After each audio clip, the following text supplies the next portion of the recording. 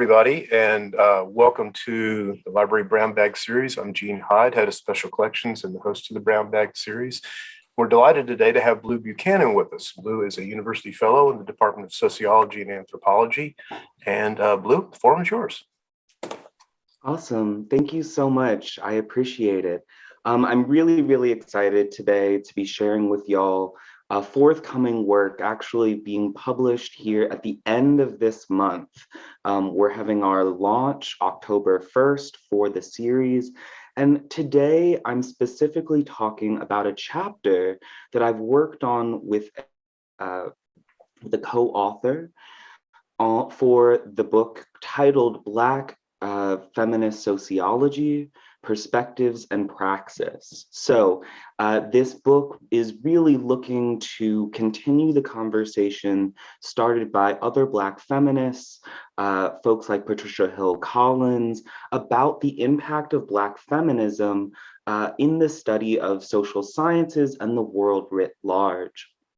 So my co-author and I specifically tried to really ask ourselves about the nature of Black trans feminism, and if, from the perspective of Black trans feminists, there were any additional perspectives, interventions that we can bring to the conversation. I want to start off this talk with the GIF that I have here to the right in my presentation. This is Juliana Huxtable, who's a Black trans performance artist and just fantastic both community leader and organizer in New York City.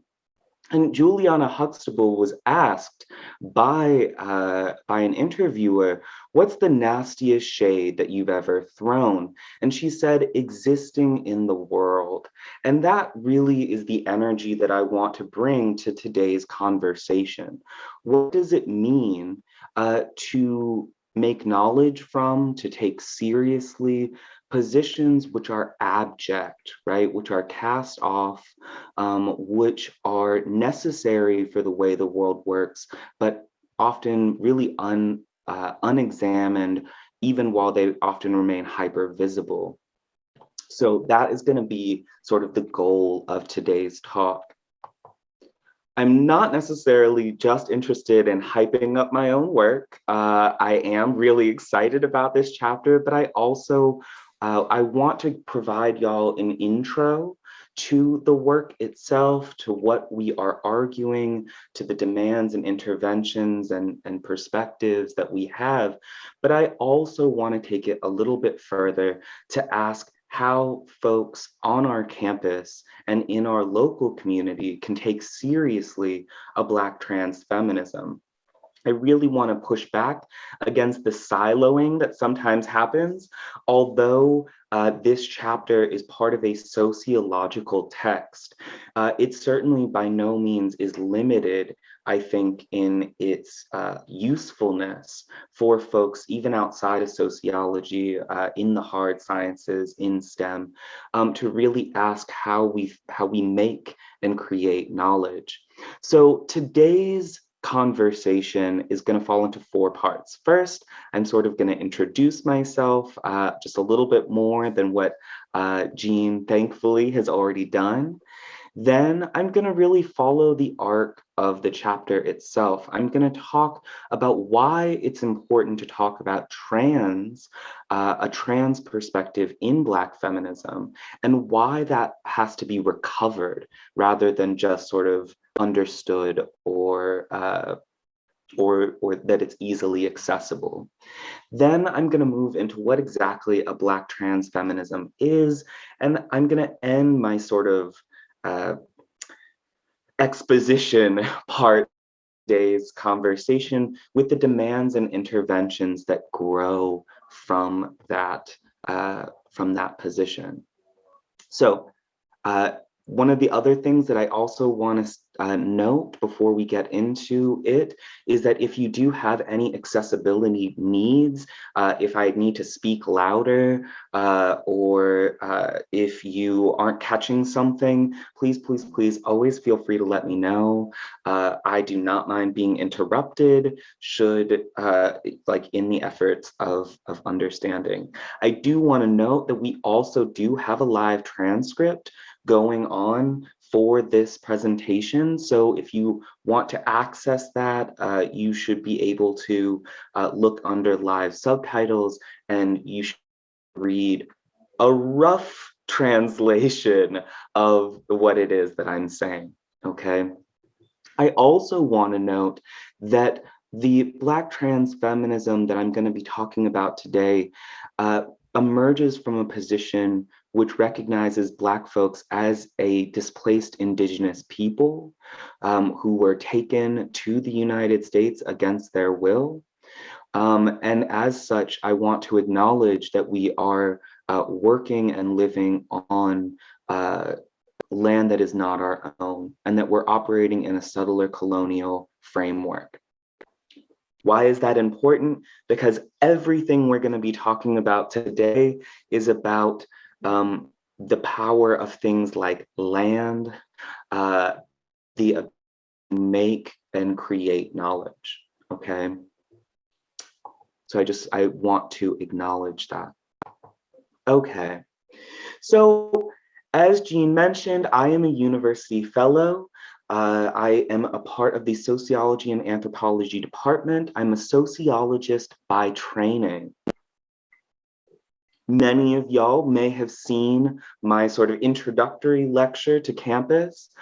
I actually follow two twin research trajectories. One is looking at right-wing social movements. So I look at things like white supremacy, the construction of masculinity, the construction of whiteness. But what I found was that that was a deeply draining and often really disheartening line of research, as important as it is. And so I have built up a secondary research agenda specifically around Black trans community making and knowledge practices. And that's what I'm going to be focusing on today.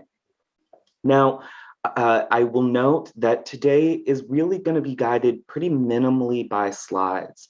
So really, again, my goal is to give you the basic rundown, the sort of skeleton outline of the chapter, and then get into the application, because I think, as many Black feminists before me have argued, that a huge part of understanding these points is practicing them. And it's often in the practicing that we come to a deeper knowledge and understanding of the points being made. My pronouns are they and them.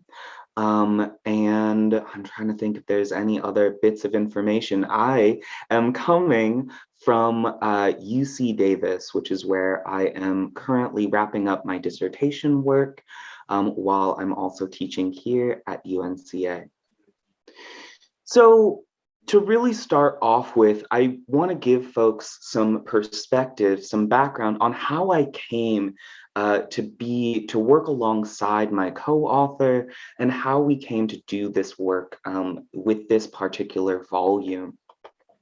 And this quote is taken from, this quote is taken from the beginning of our chapter, and it says, emerging from a conversation between two Black femme non-binary scholars, this chapter charts the geographies of Black trans feminism and its theoretical interventions into the way we practice and theorize sociological knowledge. I want to note that my co-author is also someone who is a community member and organizer, and not necessarily someone firmly within what we might consider the academic ivory tower.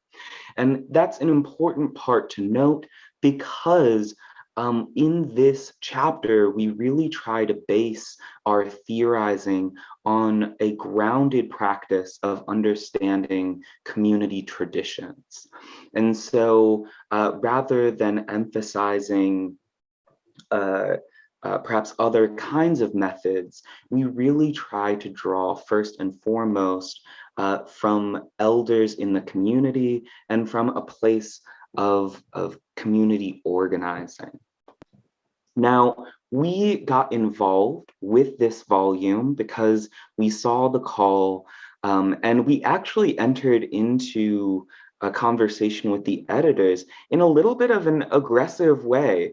We started out by really inquiring if they were okay with and looking for a trans Black perspective in their volume.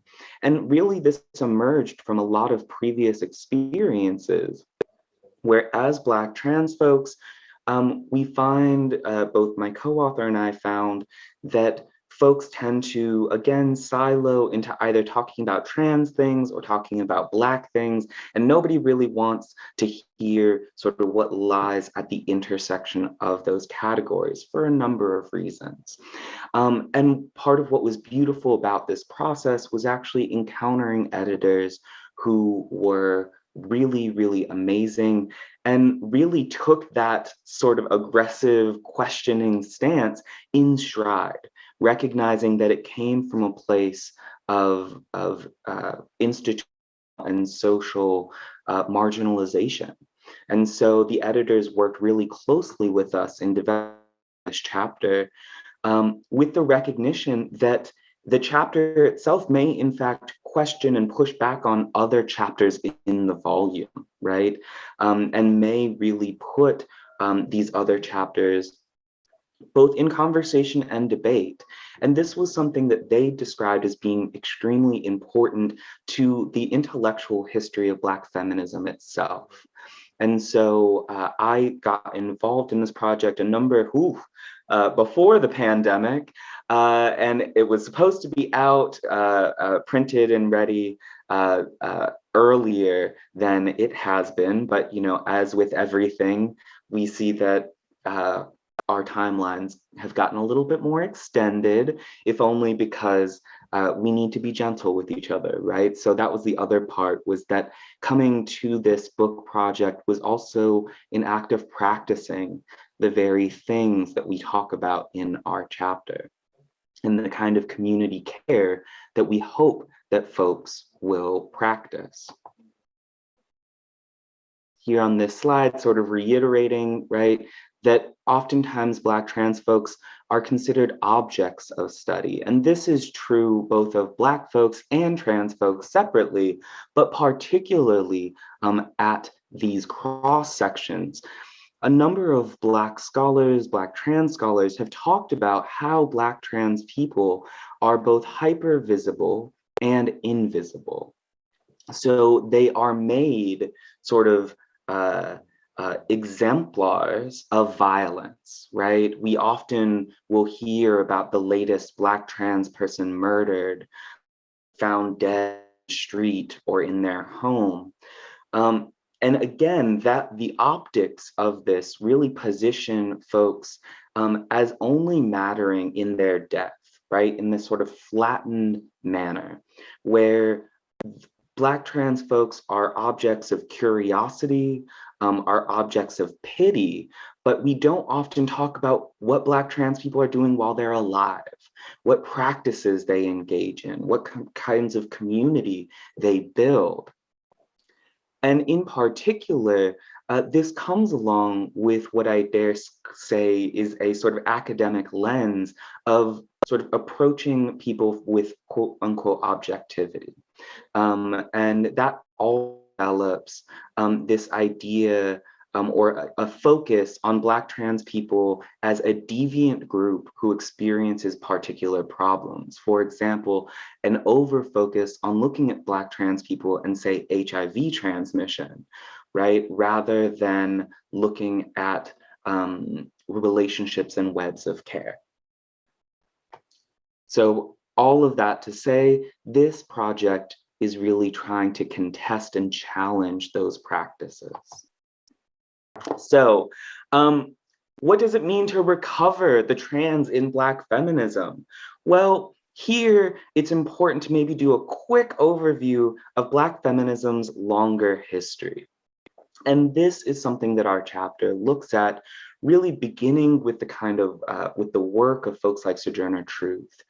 And here, part of what we argue that Black feminism has actually always had a very fraught relationship with the category of womanhood. Black women have often been denied subjectivity, the ability to identify and describe and explore gender in these ways, right?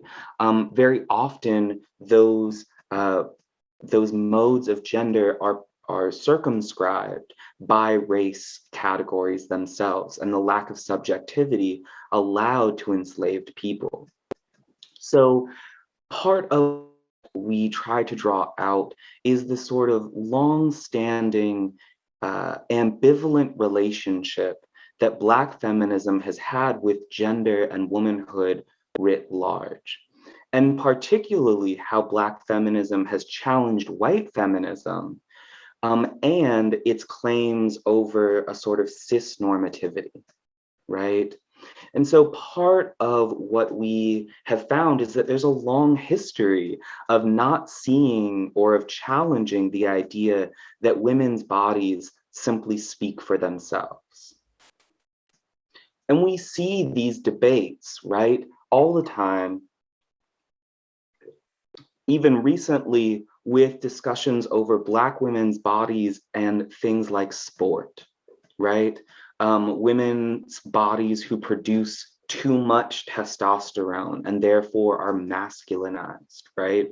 And so part, though, of what we wrestle with is the fact that Black feminism, while having all of this amazing foundation for challenging cisnormativity, has often doubled down that Black feminism has restated its claim over cisnormativity by saying, look, you say that we're not cis because of all these things, but we actually have the right kinds of bodies if you look at these characteristics.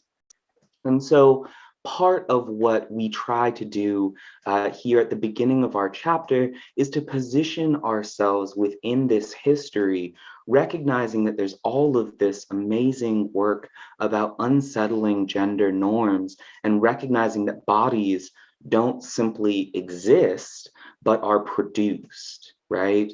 And what we try to add in, or what we try to articulate, is that Black feminism, in fact, has always had a trans orientation, and that really we need to recover that, that commitment. We need to take seriously that if we want a Black feminism, it must always be trans, because otherwise you run into, as I'd mentioned before, right, claims of non-cis normativity, even among women who identify as women and are seen as women based on other cis normative standards. And essentially here we argue that Black feminism's understanding of womanhood has always been much closer in nature to what we understand as trans feminism. And that it's a sort of false historical dichotomy that creates the conditions under which they're seen as opposing. And part of what I hope to get into with a new class that I'm putting together for next semester, just, putting myself on blast, is about how oftentimes trans studies, particularly in the United States, has really focused on white trans bodies.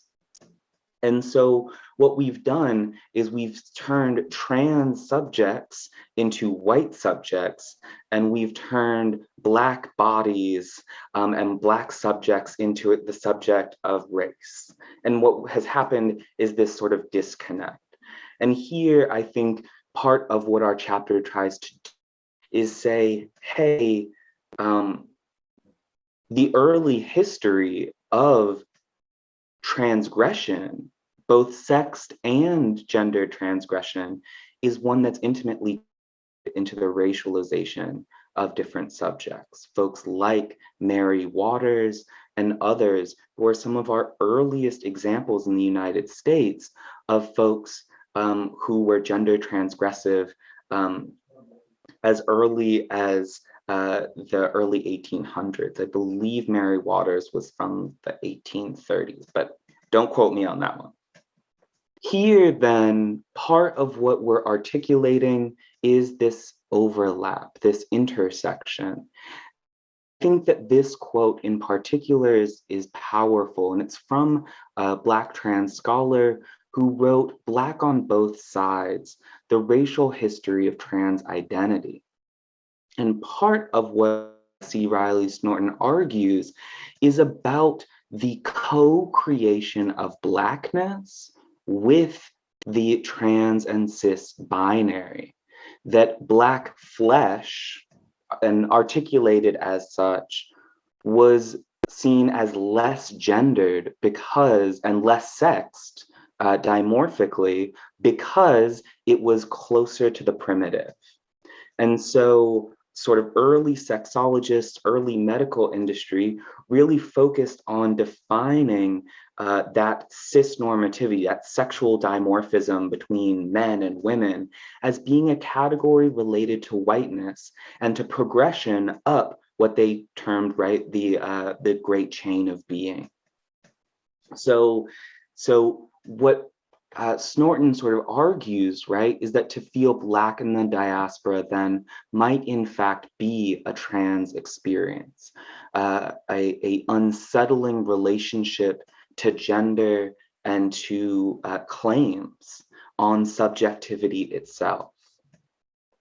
So with that in mind, clearly we're out here saying there is a long history, right, of Black trans thought. Even when people aren't identifying as trans, there's this relationship about sex and gender within this intellectual tradition. That means that we are talking about a situated kind of knowledge, one that is certainly not totalizing, but is emerging from our reading of our own history and community position. So what are the tenets of this sort of Black trans feminist perspective? Well, it emerges really around a number of positions. And I should note that obviously these aren't all of the areas of, say, Black feminism writ large. These are the ones that Black trans feminism sort of intervenes in or brings, I think, more to the forefront. The first is a rejection of realness. So for folks who are not a part of the community, what is realness? Realness is about passability.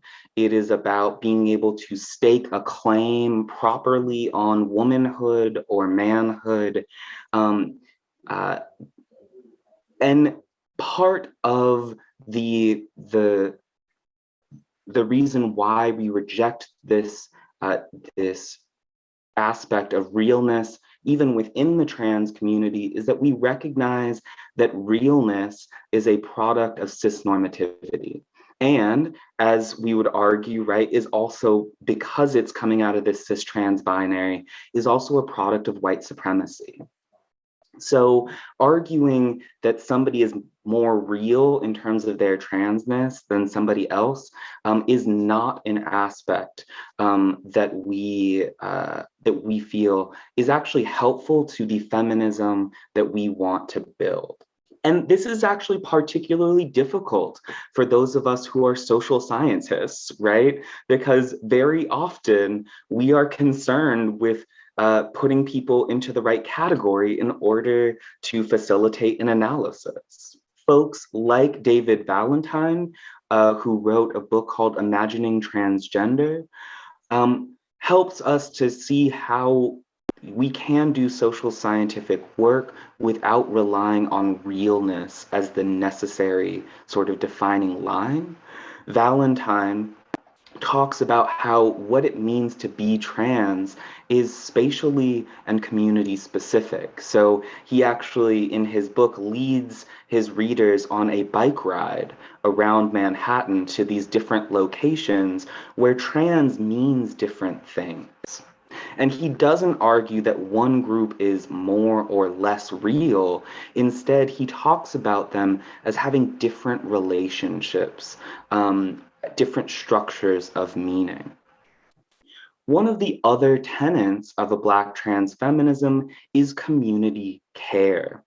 And this is really important, particularly in a time of COVID, during a pandemic, when particularly in the United States, we're seeing that on a sort of societal level, we don't do community care very well. It's not something that we are structurally encouraged to practice, right? And so one of the aspects that we want to really emphasize is that community care is important. And here, I believe maybe in the next slide, we'll touch on it. One of the things that we want to really stress here is that that doesn't mean you gotta like everybody. And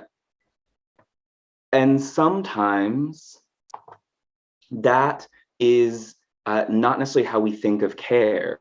We care for the people that we have in our circles that we appreciate, want to value, and the like.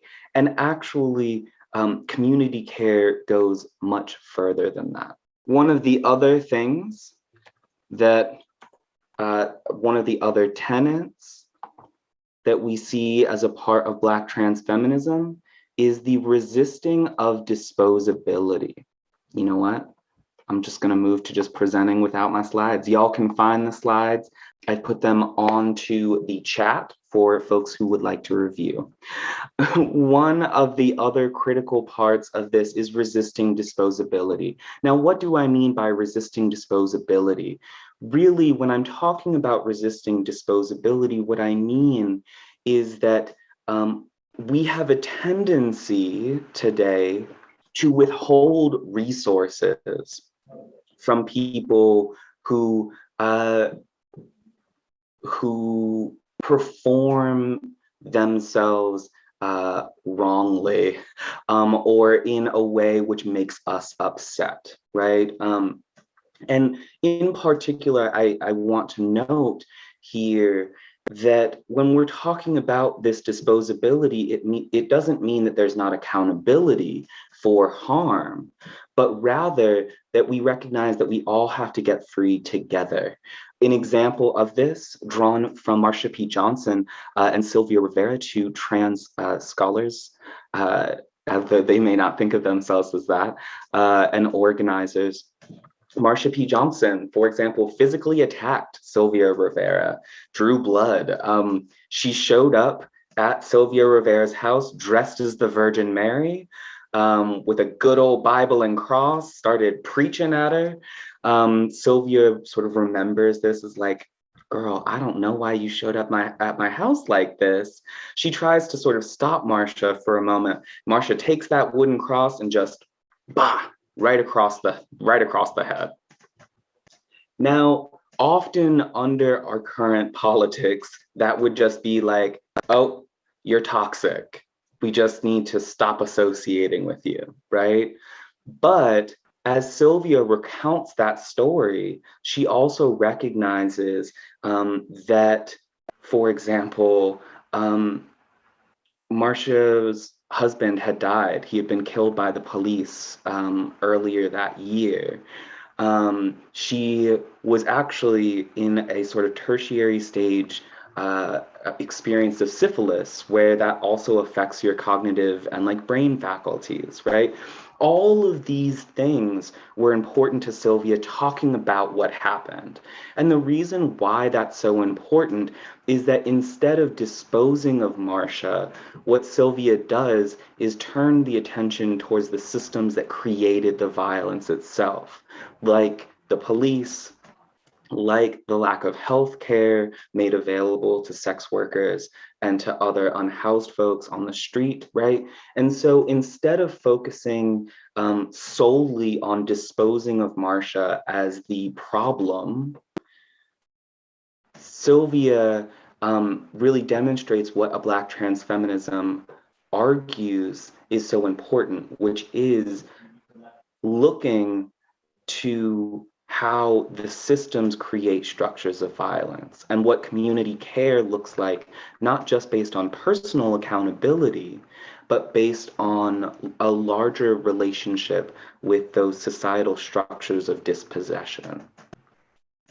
So that's sort of, the last one. The last part is also the recognition that violence can be useful. And one of the reasons why this is critical, particularly in our current moment, is that we tend to fetishize and to overemphasize nonviolence, right? Oftentimes you'll see in a number of feminist movements, things like anti-violence as the goal, right? And a Black trans feminism does not emphasize anti-violence writ large. In fact, it argues that sometimes violence is necessary to protect oneself and your community. And this sort of self-defensive violence is a part of feminist work, right? And so they're drawing on the long history of Black liberation struggles, folks like the Black Panthers and others. A Black trans feminism sees violence not as a universal bad, but as a tool that is necessary at moments to keep people alive and to defend people from the violences of Black trans misogyny. With that said, obviously, there are some key interventions that we bring in our chapter to the conversation. The first is that we encourage scholars looking at the world to take seriously the nature of abjection. Okay, so that's sort of like a heavy, sort of philosophically loaded word. So just to like bring it down a little bit. Part of what we're talking about with abjection is essentially the things, the people, the relationships, the ways of moving and thinking in the world that have to be ejected, rejected, subsumed in order for our current system and ways of knowing to work, right? One way that we can think about it is that abjection is sort of the dark matter that makes up our social cosmology. Now, what do I mean by that? It's all of the things that are left unspoken that shape what we think of when something is good, valuable, worth investigation, right? And this focus on abjection comes out of both Afro-pessimism as both a theoretical and empirical orientation, but it also comes from work like that of Saidiya Hartman, who talks about these sort of archival impossibilities of Black lives, particularly the lives of Black women. And I would argue that much of that, and she essentially says that the archives are only intelligible by what they remove, right? By what is left out.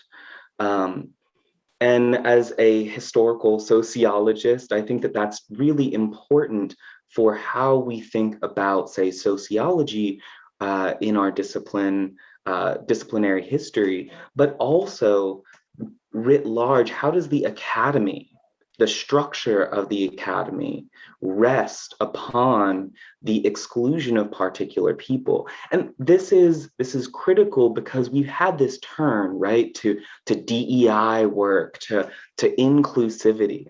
But part of what we argue is that when something is abject, it is not possible to be included, because remember, it rests, it is the base on which all of these structures operate, right? So you can't actually flip that base on top of the structure.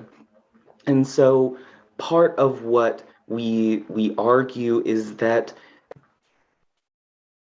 what ends up happening is the selective inclusion of token individuals. For example, I'm a light-skinned Black person. I have many benefits in comparison to dark-skinned trans women, like Black trans women who are part of my community, right? So selective inclusion allows for the continued abjection, right, of others, while providing us with like a good pat on the back for like, oh, look, we're having a conversation about Black trans feminism, right? So part of what we argue is that we have to take abjection seriously. The second call that we have is for reparations. Social scientists in particular, I mean, we don't make a lot of money off of anything, but part of what we have to take seriously is that we do make our living, oftentimes from studying people and systems of marginalization. So what does it look like to provide reparations to communities that are often, as I mentioned, objects of studies, but not included and not honored for the knowledge they themselves produce? One area that we can perhaps see an example for this, I do work around collecting Black trans oral histories.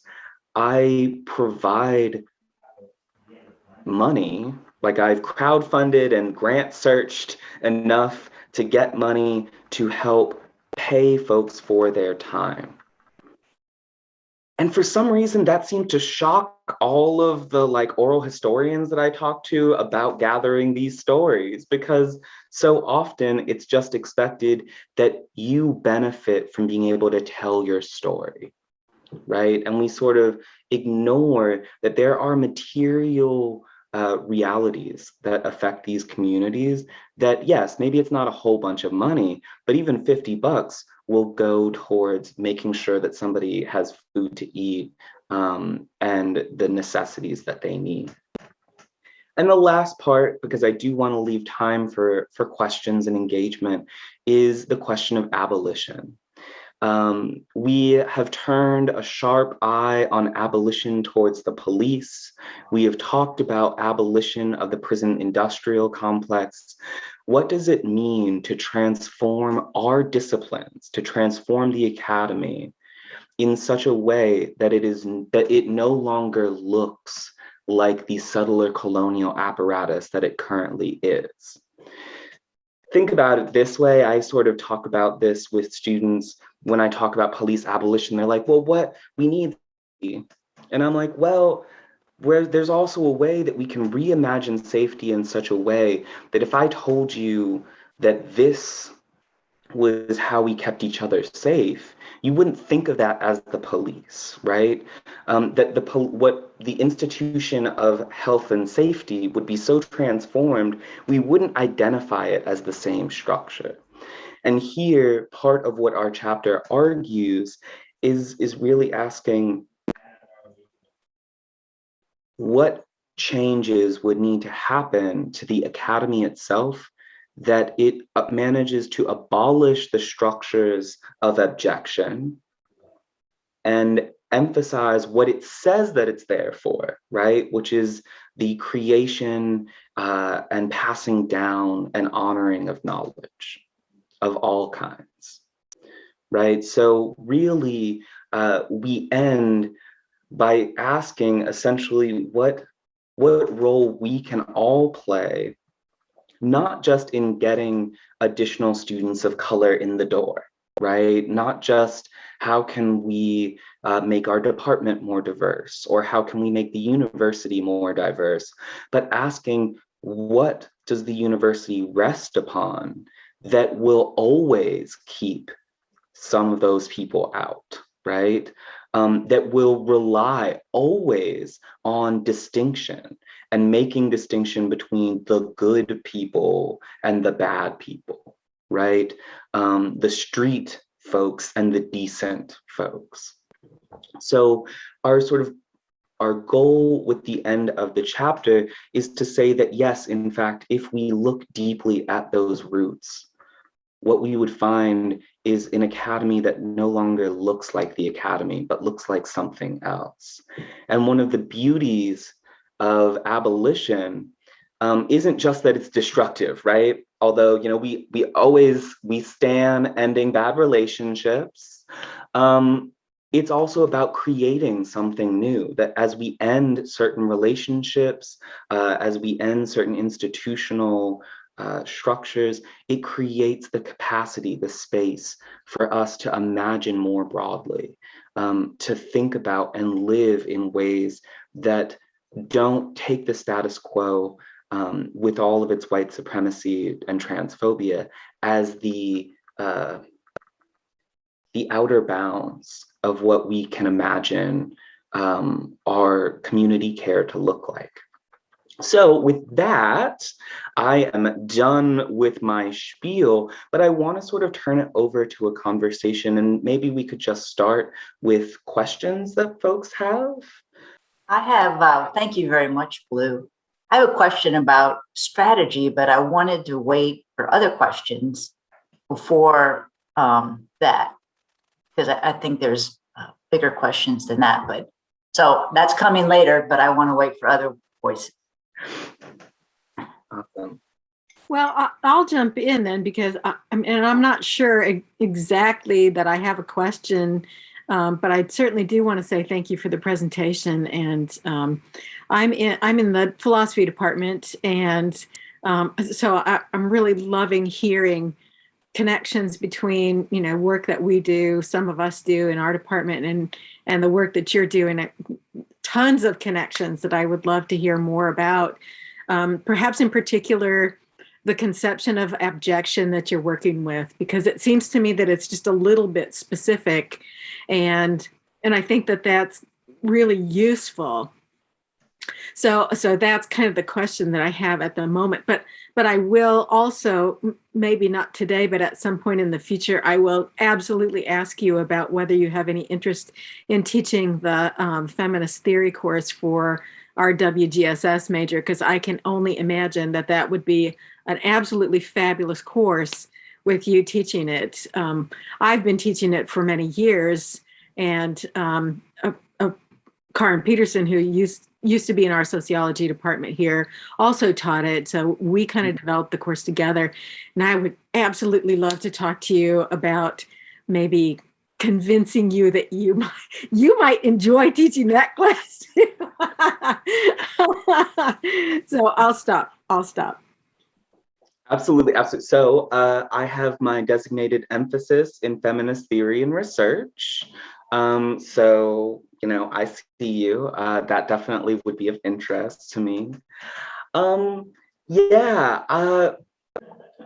So a big part of that theory of abjection, how I came to encounter it, was as I was trying to do historical work, and I was trying to figure out where I could find Black trans archives, and about just how missing that whole set of information is, right? Not because the people, the expression, the sort of cultural practices weren't there, but because who recorded them and what got saved didn't include or didn't make important those subjectivities, right?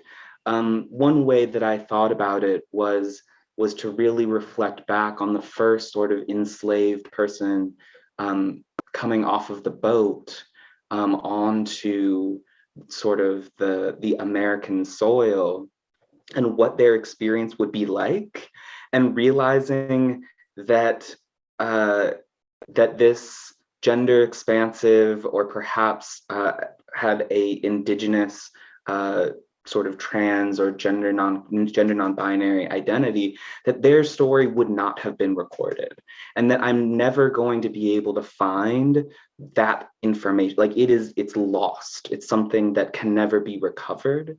And that was really where folks like Saidiya Hartman, part of what she talks about with Wayward Lives, her book, is what she calls critical fabulations, which is a sort of analytical model that looks for all of those traces, right, wherever you can find them, and then produces a story out of them, produces a narrative. And it's called a fabulation because it's not exactly based on empirical, right, data, but it is a practice, what I sort of term a practice of necromancy, of sort of raising the dead over and over again in order to hear what they have to say, even in the absence of subjecthood, right? Because again, when we're talking about enslaved people, that the subjecthood itself is a huge part of what they were denied altogether, right? And so there's lots of records on who gets sold and who gets bought, and production and all this other kind of stuff, but the sort of private lives and the gender production within those is often left unseen. And so that's why I think it's so important to think about abjection, because, for example, in sociology, we do tend to be pretty positivist, right? And empirical. We're out here being like, we have to have this data in order to make claims. And that I'm trained as a sociologist, but it's important to realize that that focus on the things that exist creates an entire area which then can just be written off, left unexamined when we talk about these experiences, right? Because once we say that there is no data, right? Like once you have gone through all of the archives, unless somebody, comes out and like, oh, I have this secret thing that my family's been holding on to for all these years, people are like, oh, well, that's not a productive research agenda, right? And that means that those things then are not considered sociological, or they're not considered historical. They're not considered worth thinking about. And I should also emphasize, like, part of what I'm trying to do with the chapter is say that the community of Black trans folks creates theory as well, right? And that creation of theory is unique, not because there's some natural thing about Black trans people that causes them to have some unique theoretical place, but because how they have been positioned within broader structures of white supremacy and cisnormativity have demanded that people act and move in ways that, even if we just talk about sex work and the fact that it's part of the Black market is literally, right, talking about work which is abject, which people can't talk about and don't want to address. So anyways, I could like spiel on forever, but I do want to say thank you for that question and clarification. And I'm definitely excited to talk more. Marcia, do you want to throw in with that strategy question? Yeah, although, I wanted to wait because it's, in some ways I appreciate the bigger framework and thinking, and I'm just wondering about, observing how change can occur and thinking about sociology in particular, academia more broadly, being more positivistic, and how that helps hold up, the structures that exclude life experiences of really much of humanity and perpetuates problems. So you talk helps prompt me to think about how this shift can occur. And so, in thinking about like Kuhn's paradigm shift, which probably applies in limited way, but like I want to think, I want to find hope that maybe in this time, in a very odd way, and I just would be interested in hearing your thoughts about this, where on one hand, what is true in science is really not holding up as well from one branch of society or groups of society. And then at the same time, others of us are challenging the structures that are create knowledge, because they're very white and power based. If there's any way that this could be a moment, and I'm probably stretching here for hope, but if this could be a moment, even though those forces are coming from very different ideological bases, where there could be some seeds of a type of paradigm shift that, I don't want to dismiss science on one hand, but cracked it enough so that, the structures of knowledge production also got cracked. Right. If that makes any sense. Yeah. I mean, I think that, and certainly my area is not sort of like critical STS sort of studies. So, I'm sure that other science and technology studies folks might have a perhaps more formulated response to talking particularly about this positivist science versus often a critique, right, of science and scientific claims. I am sure there's somebody better prepared than I. But I would say that part of what my chapter sort of asks us to do is not a rejection of positivism, but a putting it in its place, a recognition that it can in fact tell us important things, but it can't tell us everything, right?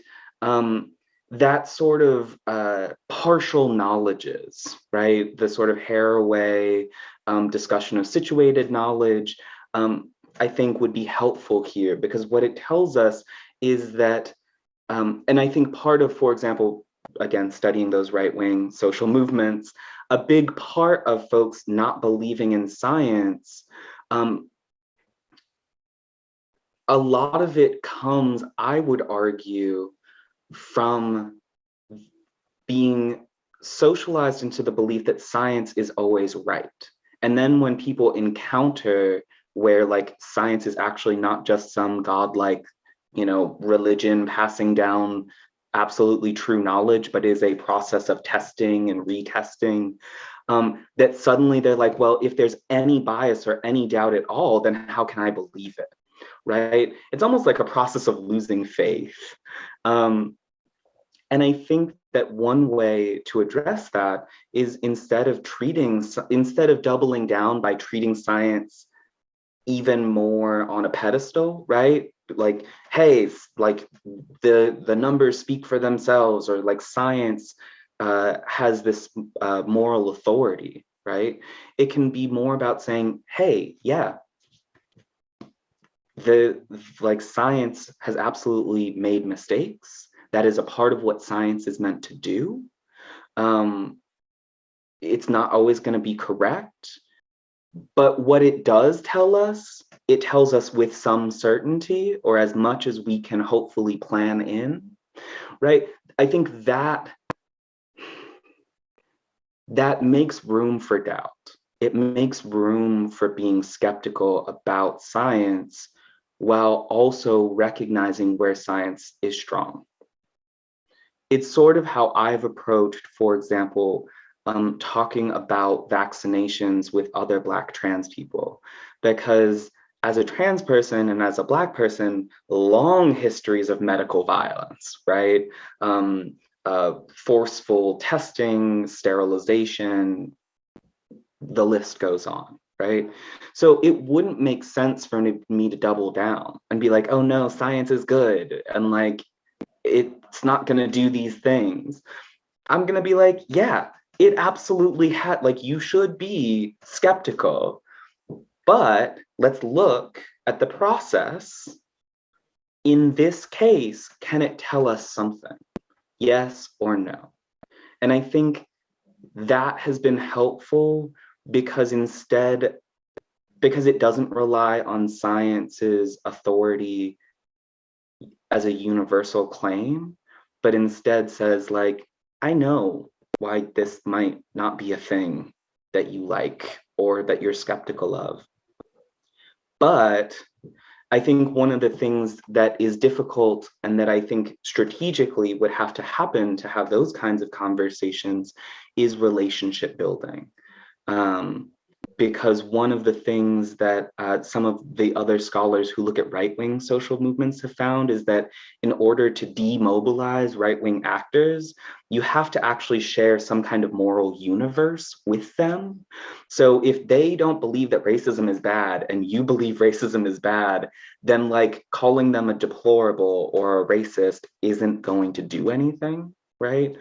So one of the things that is necessary, I think, is developing relationships where and when possible. I am full on support of punching the Nazi when the Nazi is at a rally, right?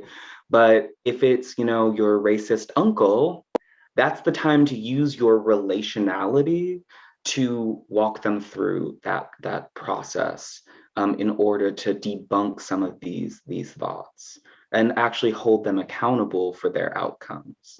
Does that make sense? Sort of get at your question? Let's just pop on over to the chat. Yes, I would love that. Please share it as far and wide as possible. It is a great, that is a great source for folks looking to continue the conversation on looking at trans life outside of the violence frame. I also just want to plug Laurel Westbrook's book, another sociologist who has written about what they've termed unlivable lives, and specifically about how the focus on anti-trans violence and death has shaped some of our social movements in ways that might not actually help to protect and honor the lives that are being lost.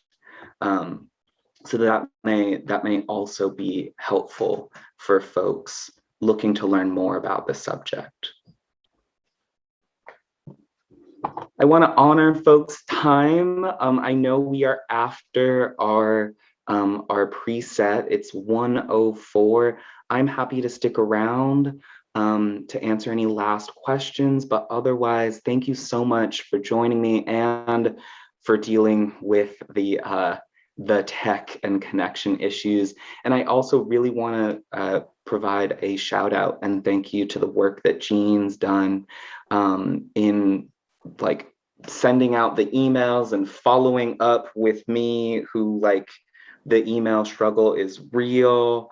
And so I also want to appreciate Jean. Thank you for making this space for us to come together.